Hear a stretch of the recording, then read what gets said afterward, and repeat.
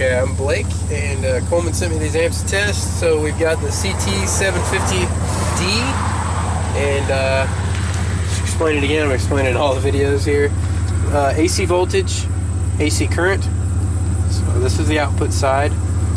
DC current, and then we're using the DD1 on a reactive. So as soon as it says distortion, that's where we know we're at or slightly above 1% THD.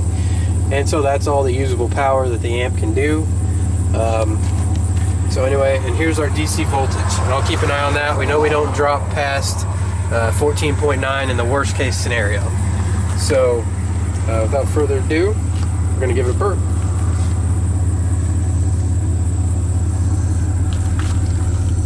Okay, that is on. Rolling nice and slow.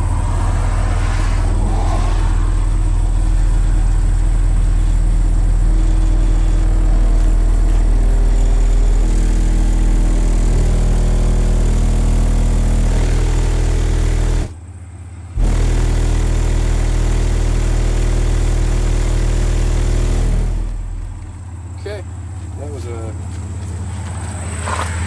pretty little test.